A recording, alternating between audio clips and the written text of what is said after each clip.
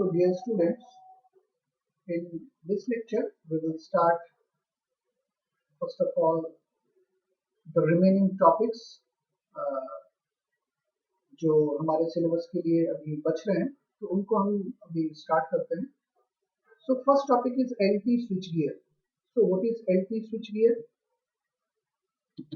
देखो बेसिकली जब हम एक पावर सिस्टम डिजाइन करते हैं तो उस पावर सिस्टम के हिसाब से स्विच गियर्स भी डिजाइन करते हैं. स्विच गियर्स का मतलब क्या, जो प्रोटेक्टिव इक्विपमेंट्स हैं हम उसको भी डिजाइन करते हैं. अब एलटी का मतलब क्या, लो टेंशन स्विच गियर. अब देखिए थोड़ा सा हम समझते हैं डिस्ट्रीब्यूशन सिस्टम किस तरह से होता है. जैसे पावर जनरेट होने के बाद उसको उस पावर को हाई वोल्टेज पे ट्रांसमिट किया जाता है. ठीक है, मतलब डिफरेंट ग्रिड के माध्यम से पावर जो है वो सप्लाई होता है जिसको हम पावर ग्रिड कहते हैं. तो ग्रिड के माध्यम से पावर सप्लाई हुआ. सपोज अब ये डिस्ट्रीब्यूशन एंड पे आया. जैसे अपन बात करें एक पर्टिकुलर सिटी में, जैसे जयपुर में जो डिस्ट्रीब्यूशन है वो डिस्ट्रीब्यूशन एंड पे आया. मतलब जयपुर के बाहर कहीं ना कहीं एक बड़ा सब स्टेशन होगा, सिटी में एक बड़ा सब स्टेशन होगा जिस सब स्टेशन पे पावर जो वोल्टेज है उस वोल्टेज को स्टेप डाउन की जाएगी जिसको आप प्राइमरी डिस्ट्रीब्यूशन लेवल पे. ठीक है, तो प्राइमरी डिस्ट्रीब्यूशन लेवल पे ये पावर आएगी और इसके बाद यहाँ पे एक स्टेप डाउन ट्रांसफार्मर की मदद से वोल्टेज के लेवल को डाउन किया जाएगा. अब यहाँ से मेन सबस्टेशन है. अब इस मेन सबस्टेशन से कई सारे जो सेकेंडरी सबस्टेशन यूनिट्स होते हैं वहां पे ये पावर जाएगी. ठीक है, तो मान लो हाई वोल्टेज पे पावर ट्रांसमिट होकर के हमारे मेन सबस्टेशन तक आई. मेन सबस्टेशन पे आने के बाद जो सेकेंडरी सबस्टेशन है वहां पे भेजने के लिए अगेन हम जो है मीडियम वोल्टेज पे हम वहां पे ट्रांसमिशन करते हैं.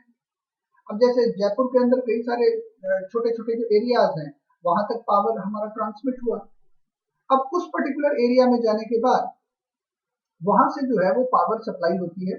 अब वहां पे अगेन सेकेंडरी डिस्ट्रीब्यूशन लेवल जिसको हम कहते हैं, सेकेंडरी डिस्ट्रीब्यूशन लेवल पे आप वोल्टेज को अगेन स्टेप डाउन करते हैं और स्टेप डाउन करने के बाद फिर जो है वहां से अलग अलग एरिया में पावर को ट्रांसमिट किया जाता है. अब कंज्यूमर भी कई तरह के कंज्यूमर होते हैं. जैसे एग्रीकल्चरल लोड है, हॉस्पिटल लोड्स है, डोमेस्टिक लोड्स है. तो हर एक लोड के लिए अलग अलग इसके लिए सप्लाई की जाती है.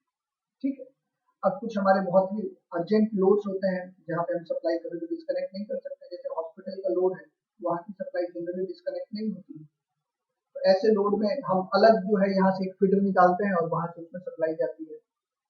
उसी तरह से डोमेस्टिक लोड उसके लिए एक अलग फीडर होती है, एग्रीकल्चरल लोड उसके लिए अलग फीडर होती है. तो इस तरह से हम ये एक सिस्टम डिजाइन करते हैं. अब इसमें प्रोटेक्टिव इक्विपमेंट्स भी हम लगाते हैं. प्रोटेक्टिव इक्विपमेंट का मतलब क्या है? Relay. What is relay? Relay एक इलेक्ट्रिकल इक्विपमेंट है जो कि फॉल्ट को सेंस करता है. रिले क्या करता है? फॉल्ट को सेंस करता है. और सर्किट ब्रेकर ये क्या करता है? It disconnects faulty circuit from healthy circuit.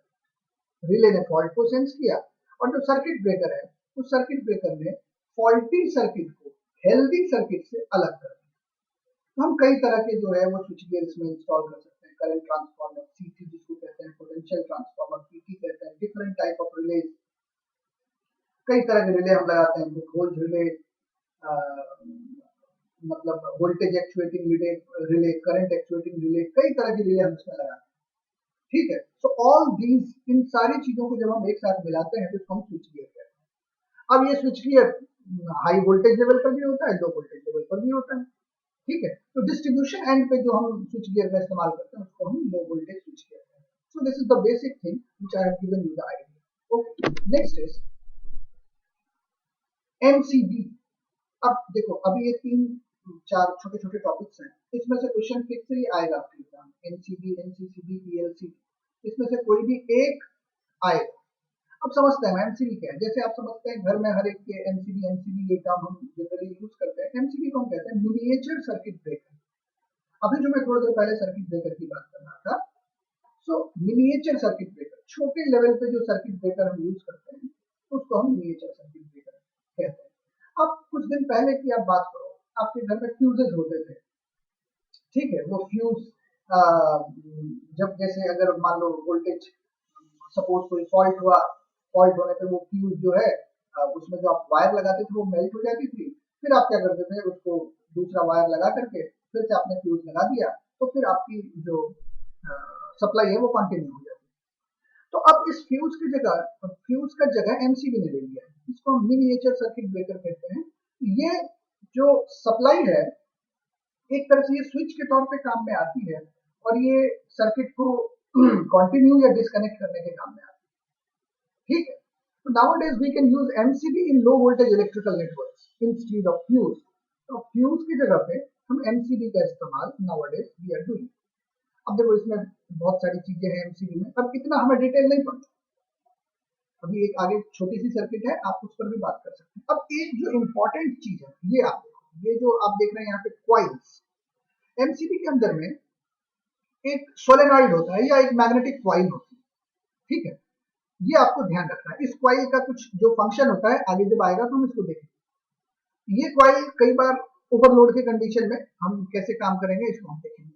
So this is the important कि इसमें एक सोलेनॉइड होती है, यहाँ पे एक स्विच है जिसको आप ऑन या ऑफ करते हैं, तो इससे आपकी एमसीबी ऑन होती है या ऑफ होती है। ओके, सो नेक्स्ट वी सी अब एमसीबी को आप डिफाइन कैसे करेंगे। So MCB is electromechanical device which guards an electric circuit from an overcurrent that may affect from short circuit, overload or imperfect design।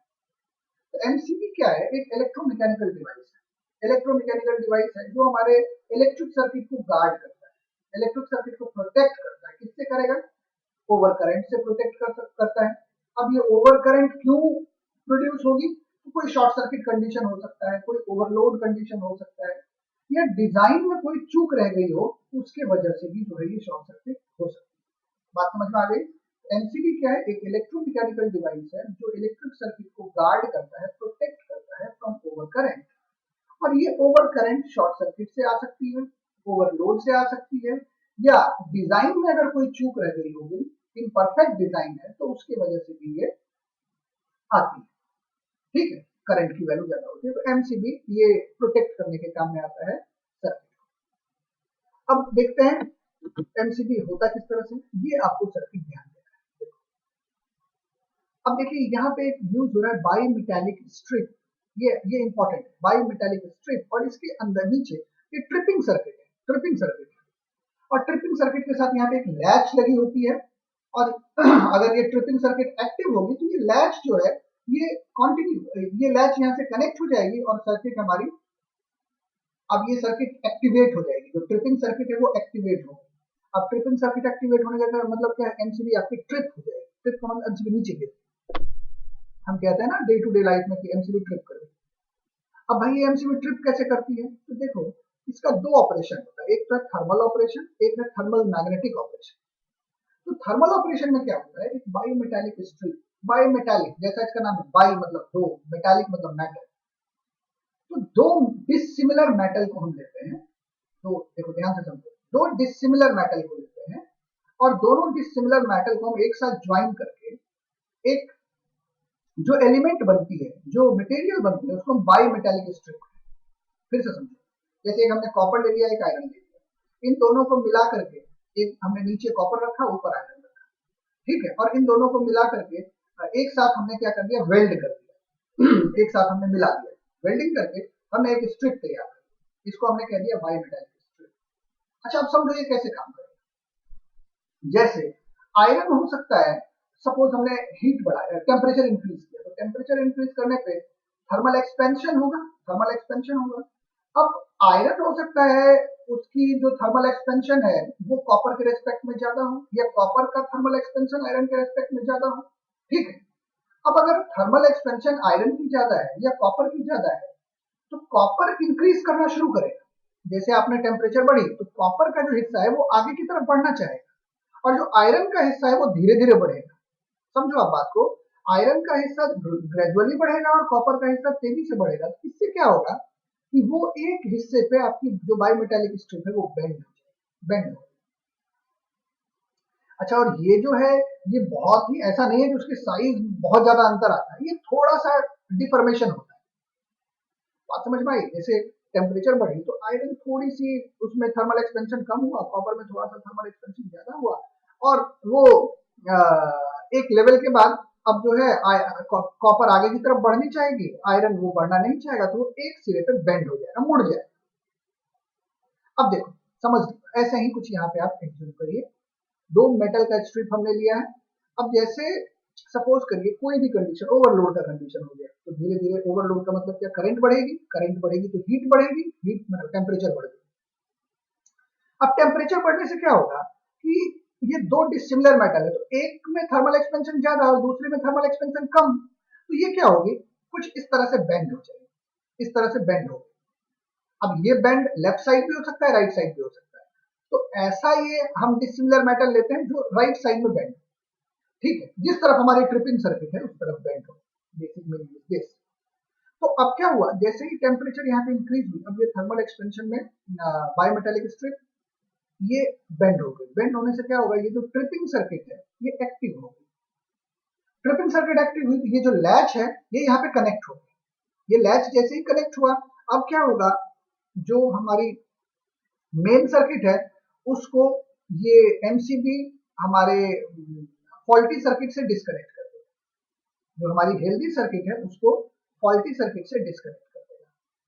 बात समझ में आई, जैसे आपके घर के बाहर आपने एमसीबी लगा रखा है, तो कुछ ऐसा, कई बार आप एसी चला दिया आपने और एसी चलाने पे लोड बढ़ गई, लोड बढ़ गई तो वो एमसीबी ट्रिप कर जाती है, ये बायोमेटालिक स्ट्रिप के कारण होता है, बायोमेटालिक स्ट्रिप बेंड हो गई, बेंड होने से जो ट्रिपिंग सर्किट है वो एक्टिव हो गई, और एक्टिव होते ही आपकी जो फॉल्टी सर्किट है, जो हमारा ओवरलोड पे सर्किट है, उससे हमने हेल्दी सर्किट को डिस्कनेक्ट किया। This is the basic function, इसको हम कहते हैं थर्मल ऑपरेशन, ठीक है। नाउ अब जो डिफ्लेक्शन ऑफ बायोमेटालिक स्ट्रिप है ये रिलीज करता है मैकेनिकल लैच को, जो मैंने आपको बताया, जैसे ही वो डिफ्लेक्ट करेगी bimetallic strip it will release the mechanical latch, और ये जो मैकेनिकल लैच है it is attached with operating mechanism, जो हमारा ऑपरेटिंग मैकेनिज्म है, अब वो हमारी जो सर्किट है एमसीबी वो हमारी ट्रिप कर जाएगी, ठीक है। अब अगर आप चाहते हैं कि वापस हमें इसको रीस्टार्ट करना हो, तो आपको मैन्युअली उसको टर्न ऑन करना पड़ेगा, जैसे एमसीबी ट्रिप हो जाती है तो आप घर के बाहर जाते हैं, फिर एमसीबी को आपने ऑन किया, ठीक है। So this is the basic function. Now कई बार ऐसा होता है, ये तो ओवरलोड की बात हुई, और short circuit condition, short circuit condition में क्या होता है, कहीं शॉर्ट सर्किट हो, तो शॉर्ट सर्किट होने से करंट बहुत तेजी से बढ़ता है, बहुत तेजी से, और मेनी टाइम्स हो जाता है, करंट इमीडिएटली बढ़ गई, अब हीटिंग स्टार्ट होगी, हीटिंग स्टार्ट होने के बाद वही मेटालिक स्ट्रिप ऑपरेट होगी, इतनी देर में हमारी सर्किट डैमेज हो जाएगी, उसके लिए क्या होता है, यहाँ पे एक सोलेनाइड लगी हुई होती है, अब देखिए ये जो था डायग्राम, हाँ यहाँ पे एक ये मैग्नेटिक कॉइल लगी, अब ये कॉइल क्या करेगा, करंट जैसे इंक्रीज हुई तो यहाँ पे इलेक्ट्रोमैग्नेटिक इंडक्शन के कारण हेवी इलेक्ट्रोमैग्नेटिक फोर्स प्रोड्यूस होगा, तुरंत ये फोर्स प्रोड्यूस होगा, और ये जो ऑपरेटिंग मैकेनिज्म है इस मैकेनिज्म को तुरंत ऑपरेट कर देगा, और ये हमारी सर्किट ट्रिप हो जाएगी। बात समझ में आ गई, तो अगर ये, अब इस कंडीशन में कौन सा प्रोटेक्शन होगा, थर्मल मैग्नेटिक प्रोटेक्शन, मतलब जिसको आप इलेक्ट्रोमैग्नेटिक प्रोटेक्शन आप कह सकते हैं, एक तो हो गया थर्मल प्रोटेक्शन और दिस इज इलेक्ट्रोमैग्नेटिक प्रोटेक्शन। तो हेवी शॉर्ट सर्किट के कंडीशन में करंट बहुत तेजी से बढ़ गई, बहुत तेजी से बढ़ गई, तो अगर करंट तेज ज्यादा हुई तो हेवी इलेक्ट्रोमैग्नेटिक फोर्स, और इस इलेक्ट्रोमैग्नेटिक फोर्स के कारण क्या होगा, ये जो हमारी ऑपरेटिंग मैकेनिज्म है ये स्टार्ट हो जाएगी, और जो हमारी एमसीबी ट्रिप कर जाएगी, नीचे गिर जाएगी। सो this is the basic operation, यही आपको लिखना है कि एमसीबी क्या है, एक आपको एमसीबी जो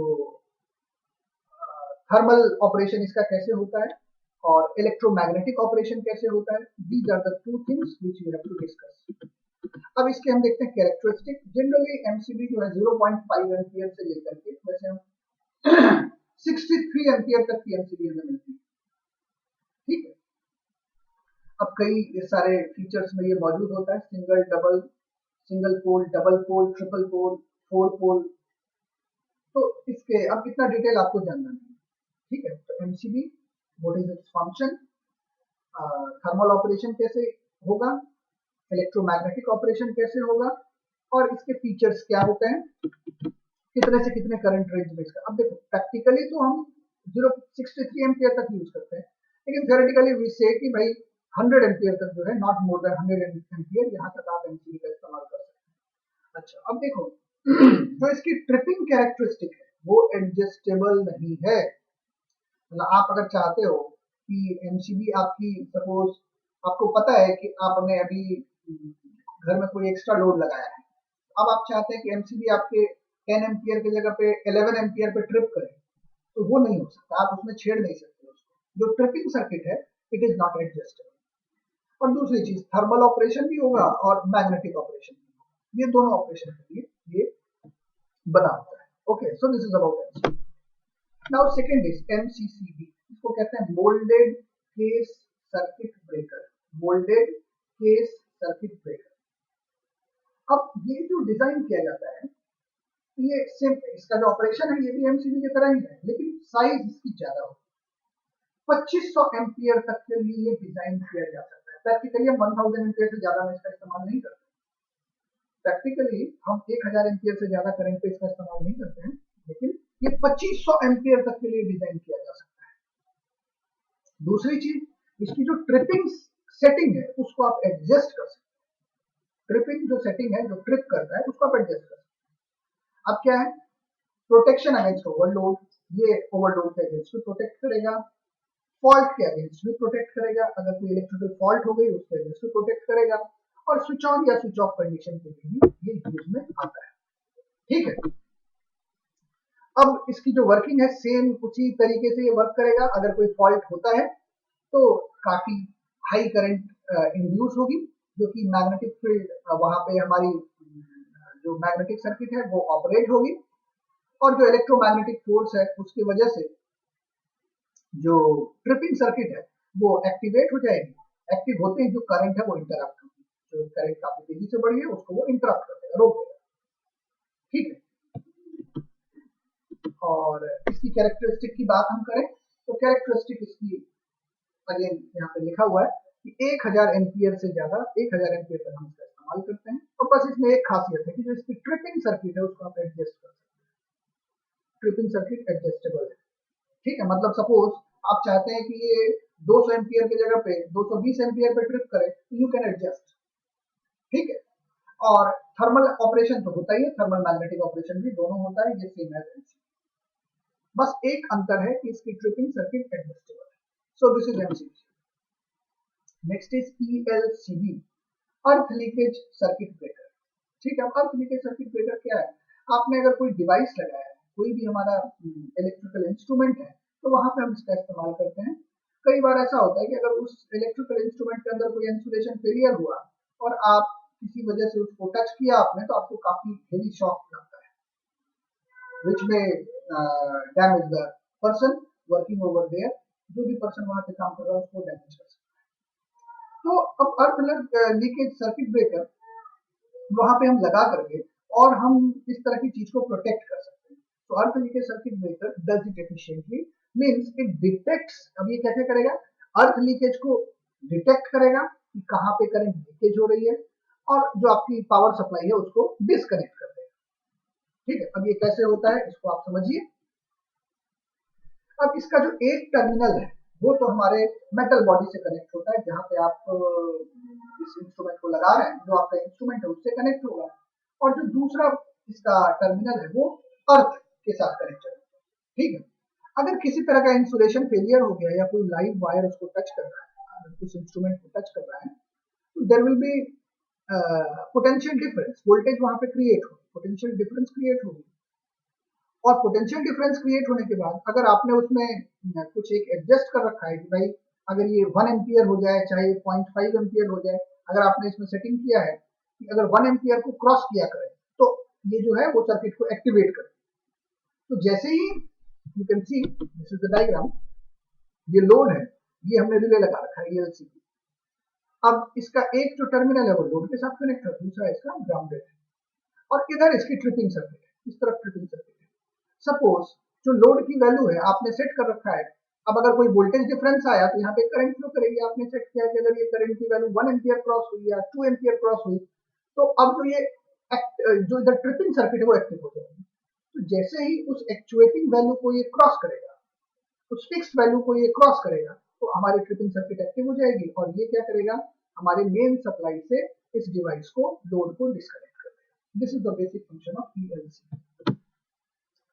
ठीक है, अब यू कैन सी ये हमारी ईएलसी भी है, एक इसका जो टर्मिनल है इधर से कनेक्ट है जो हम डिवाइस में लगा रहे हैं, और एक जो है वो ग्राउंडेड है। सो इसकी characteristic, this is the basic working, इसमें और कुछ खास इंपॉर्टेंट चीज नहीं। So this is ELC. Now we start earthing. Earthing क्या होता है, क्यों लगाते हैं, इसके एडवांटेज क्या है। देखो, the process of connecting metallic bodies, जो मेटालिक बॉडीज है उसको आप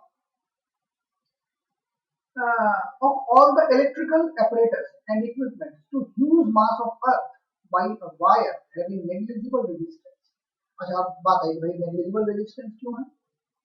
जैसे किसी भी हमारा अगर कोई इलेक्ट्रिकल apparatus है या कोई इक्विपमेंट है, उसको आप अगर ह्यूज अर्थ से आप कनेक्ट कर देते हैं थ्रू वेरी स्मॉल रेजिस्टेंस, जो ऐसा वायर आपने लगाया जिसकी स्मॉल रेजिस्टेंस, स्मॉल क्यों, ताकि अगर कोई करंट आए तो वो काफी तेजी से, अगर लो रेजिस्टेंस है तो तुरंत फ्लो कर जाएगी, so through very negligible resistance, तो उसको हम अर्थिंग है। The process of connecting metallic bodies of all the electrical equipments to huge mass of earth by a wire having negligible resistance is called earthing। Here you can see इसको हमने अर्थ से connect कर रखा है। सो अब इसका purpose क्या है, पर्पस ये है कि एक तो ह्यूमन लाइफ को सेव करना, अगर कोई इलेक्ट्रिकल शॉक लगता है तो उससे हमारी ह्यूमन लाइफ सेव होगी। ठीक है, second thing is to protect building. कई बार ऐसा होता है कि बिल्डिंग में, मशीनरी में, बिल्डिंग में भी करंट आ जाती है। ठीक है, तो अगर ऐसी कोई कंडीशन है, to protect building, machinery, appliances under fault condition, अगर कोई फॉल्ट हुआ है तो उस फॉल्ट की कंडीशन में इन चीजों को भी प्रोटेक्ट करने के काम में अर्थिंग आता है। To provide safe path to dissipate lightning, lightning की कंडीशन में कई बार थंडरिंग होती है और उस कंडीशन में भी जो है काफी तेज, बहुत हेवी करंट फ्लो करती है, तो उस कंडीशन में भी जो अर्थिंग है वो उसको एक शॉर्ट सर्किट पाथ देगी और it will not damage the construction और एनी ह्यूमन लाइफ।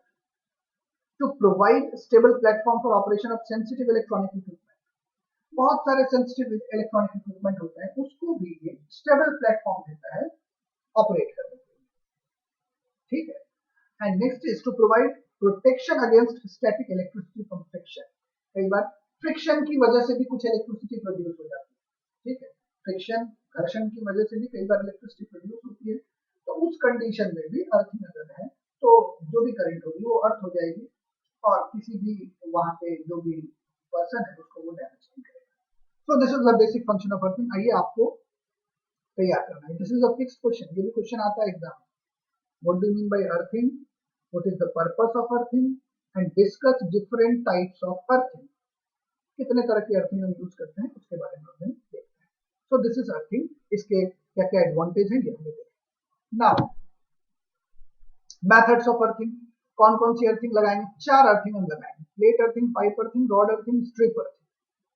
इसी चार के बारे में हमें पढ़ना है। अच्छा देखिए, जब हम अर्थिंग लगाते हैं तो अर्थिंग रेजिस्टेंस का मतलब क्या है, तीन चीज की रेजिस्टेंस। एक तो ये जो वायर है जिसके थ्रू आप अर्थिंग इलेक्ट्रोड को कनेक्ट कर रहे हैं, दूसरा ये कनेक्टिंग जो हमारा ये कनेक्टर है जो इस वायर को और अर्थिंग इलेक्ट्रोड को कनेक्ट कर रहा है, और थर्ड इज अर्थिंग इलेक्ट्रोड। तो जब हम अर्थिंग रेजिस्टेंस की बात करते हैं तो इस तीनों, इसकी रेजिस्टेंस, वायर की, इस कनेक्टर की रेजिस्टेंस और इस इलेक्ट्रोड की रेजिस्टेंस, तीनों की हम बात करते हैं। ठीक है, सो देखो यहाँ पे हमने अर्थ किया है इसको। So first is plate earthing. ठीक है, अब देखो ये प्लेट अर्थिंग में क्या होता है, आपको इसके फीचर्स, तीन तीन चार चार फीचर, पांच पांच फीचर आपको नोट करना है और इतना ही इसमें लिखना है। ठीक है, देखिए जो प्लेट अर्थिंग है इसमें हम या तो कॉपर और गैल्वेनाइज्ड आयरन इसका इस्तेमाल करते हैं, जिसको हम ग्राउंड में एक डेप्थ कम से कम 3 मीटर के डेप्थ तक हम इसको लगाते हैं, वर्टिकली लगाते हैं। ठीक है, फिर से देखिए आप, हम इसमें क्या करते हैं, एक अर्थिंग प्लेट लेते हैं या तो वो कॉपर की बनी होगी या तो गैल्वेनाइज्ड आयरन की होगी, और उसको ग्राउंड में हम 3 मीटर के डेप्थ तक कम से कम हम उसको लगाते हैं। ठीक है, और जहां पे आपने अर्थिंग इस इलेक्ट्रोड को लगाया है वहां पे कोक एंड सॉल्ट इन दोनों का एक लेयरिंग लगाते हैं। 1 फुट तक हम लेयरिंग लगाते हैं, 15 सेंटीमीटर या 30 सेंटीमीटर तक, 30 सेंटीमीटर तक की हम लेयरिंग लगाते हैं, ऑल्टरनेट लेयर, इसके बाद कोक सॉल्ट, इस तरह से हम उसकी लेयरिंग लगाते हैं कंडक्टिविटी को इंक्रीज करने के लिए। ठीक है, और साथ ही साथ उसको हम सिक्योरली बोल्ट करते हैं to earth plate with the help of nut bolt washer, जो कि कॉपर का बना होता है, और उसको बोल्ट करके हम जो है गैल्वेनाइज्ड आयरन जिसका भी बना होगा उसको बोल्ट करके हम ग्राउंड में वर्टिकली हम उसको स्टैंड करते हैं। ठीक है, अब देखिए in this earthing system the earth electrode vertical position में होता है, जैसा मैंने आपको बताया था, और जो लेयर हम करते हैं पाउडर चारकोल या लाइम मिक्सचर, इसको करीब करीब 1 फुट तक हम लगाते हैं, इसकी हम लेयरिंग करते हैं। ठीक है, ताकि जो कंडक्टिविटी है वो इंक्रीज, जो वहां पे से जो ह्यूमिडिटी है वो बनी रहे। ठीक है, जो ताकि करंट आसानी से कंडक्ट हो पाए। ठीक है, मतलब जो वेट वो बना हुआ रहे, वो जो जगह है जहाँ पे आपने अर्थिंग लगाया है वो गीला सा रहे, ताकि करंट जो है वो काफी तेजी से हमारी फ्लो करे। ठीक है, इस तरह से हम प्लेट अर्थिंग करते हैं, इस तरह से यहाँ पे हम plate, this is the foundation, और यहाँ पे हम प्लेट अर्थिंग इस तरह से हम लगाते हैं। ठीक है, तो next we see pipe earthing. Pipe earthing में क्या होता है? पाइप अर्थिंग में ये सस्ती होती है। ठीक है, गैल्वेनाइज्ड पाइप हम लेते हैं, गैल्वेनाइज्ड आयरन की पाइप लेते हैं, 38 mm डाया और 38 mm इसकी डायमीटर होती है, और 2 मीटर जो है इसकी लेंथ होती है, और इसको हम वर्टिकली ग्राउंड में लगाते हैं। ठीक है, लेकिन जो इसकी डेप्थ है वो सॉइल के कंडीशन पर भी डिपेंड करेगी। अगर सॉइल ज्यादा ड्राई सॉइल है तो उसमें आप ज्यादा डेप्थ तक इसको लगाएंगे। सो इसके डेप्थ को लेकर के कोई हार्ड एंड फास्ट रूल नहीं, बट जो वायर है इसको हम कोशिश करते हैं कि जहां वेट सॉइल, हमें गीली मिट्टी मिल जाए वहां तक हम इसको अंदर ले जाएं। ठीक है, और जो पिट एरिया है around the galvanised pipe fitted with salt, filled with salt and charcoal mixture, coal और सॉल्ट यहाँ पर भी हम उसको मिक्स करके हम लगाते हैं, ताकि वो जो एरिया है वो वेट बना रहे और कंडक्टिविटी वहां पे ज्यादा से ज्यादा कंडक्टिविटी हो, तेजी से करंट हमारी फ्लो। समर के सीजन में हम उसमें 2-4 बाल्टी पानी भी डाल देते हैं, 2-3-4 buckets of water is poured into it, ताकि उसमें वो वेट बना रहे और करंट कंडक्टिविटी उसकी इंक्रीज है। ठीक है, so this is pipe earthing. Next is rod earthing. अब रॉड अर्थिंग में हम क्या करते हैं, इस अर्थिंग में 12.5 mm डायमीटर सॉलिड रॉड को, 12.5 mm डायमीटर सॉलिड रॉड, जो मतलब in this system of earthing 12.5 mm diameter solid rod of copper, 16 mm diameter solid rod of galvanized iron या steel, और hollow section of 25 mm galvanized pipe of length not less than 3 meter are driven vertically into earth. अब इसमें तीनों के लिए dimension दिया है। अगर आप सॉलिड रॉड ले रहे हैं कॉपर की तो 12.5 mm डायमीटर होगी उसकी, और अगर गैल्वेनाइज्ड आयरन तो 16 mm, और अगर आप हॉलो कोई सेक्शन ले रहे हैं तो 25 mm गैल्वेनाइज्ड आयरन की अगर हॉलो आप कोई सेक्शन ले रहे हैं तो 3 मीटर तक ग्राउंड में हम इसको वर्टिकली लगाते हैं। ठीक है, अब in order to increase the length of electrode,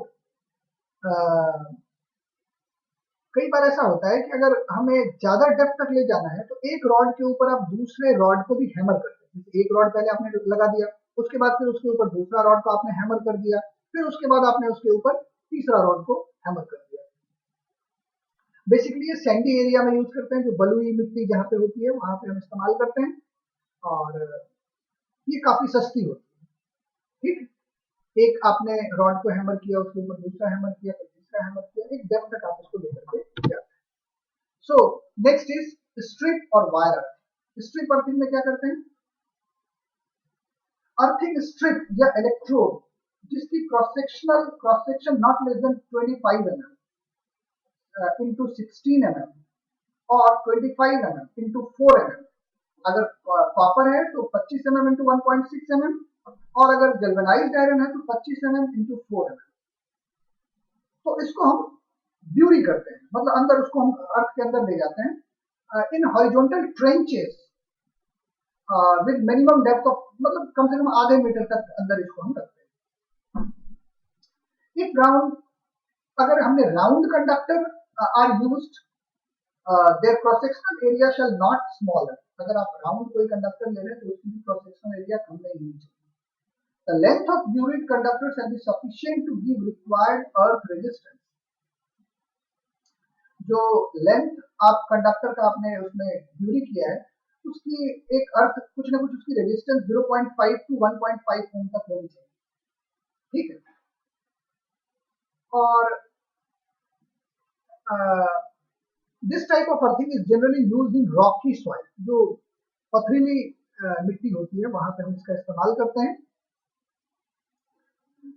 So because at such places excavation work for plate earthing is difficult।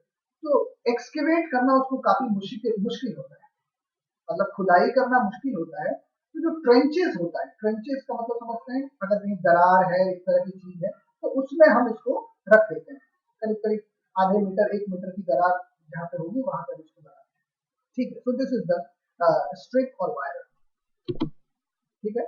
So this is about different earthings जो आपने पढ़ा है।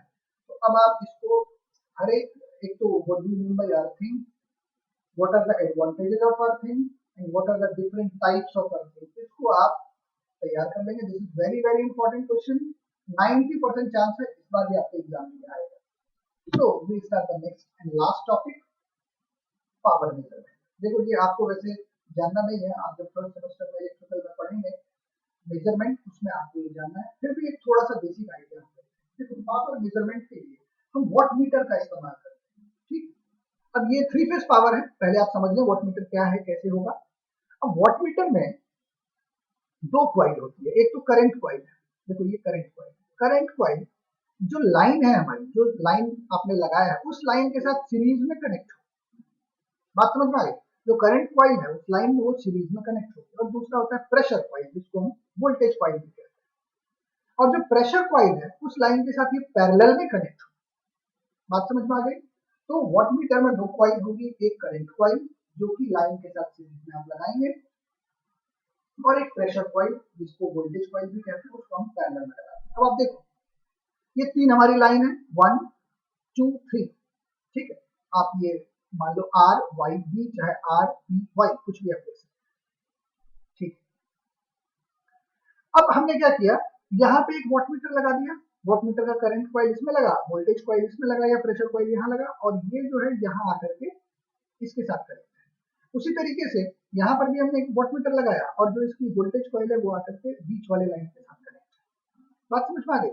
ये हमने यूज किया है 2 watt meter method. 2 watt meter method से power measurement, 3 phase power measurement बहुत आसान होता है और एक्यूरेट रिजल्ट भी हमें देता है, ठीक है। तो हमने अगर आपसे पूछा, वैसे पूछा नहीं जाना चाहिए, अगर पूछा जाएगा तो आप ये सिंपल सर्किट बनाएंगे।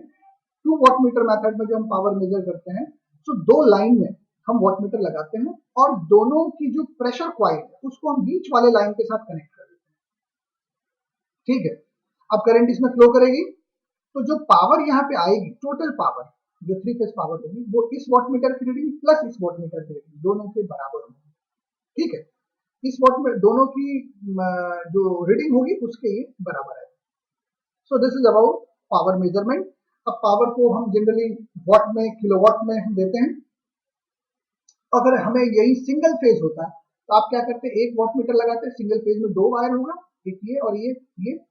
तो प्रेशर कॉइल आपने यहाँ से एक टर्मिनल निकाला, प्रेशर कॉइल दूसरे के साथ लगा दिया और जो करंट कॉइल होगी वो इसके साथ सेम फेज में, मतलब इसके साथ सीरीज में, ठीक है। अब जो भी यहाँ पे करंट फ्लो करेगी, जो भी आपने वोल्टेज दिया है उसकी वजह से यहाँ पे पावर जो होगी उसको वो ये वॉट मीटर दिखाएगा। So this is about power measurement and by using watt meters you can measure the power. आप सिंगल फेज पावर को मेजर करने के लिए 1 वॉट मीटर आप लगाएंगे और 3 फेज पावर को मेजर करने के लिए आप 2 वॉट मीटर्स की मदद से, 3 वॉट मीटर्स की मदद से या 1 वॉट मीटर की मदद से, तीनों की मदद से आप पावर को, 3 फेज पावर को मेजर करते हैं। बट जो 2 वॉट मीटर मेथड है जो हमने यहाँ पे लगाया है, इसके द्वारा जो पावर है वो हमें एक्यूरेट पावर मिलती है, ठीक है। So this is the topics which we have covered. So this is now we have completed our syllabus. इतना ही हमारे सिलेबस में है. So in case any doubt you can ask. Thank you.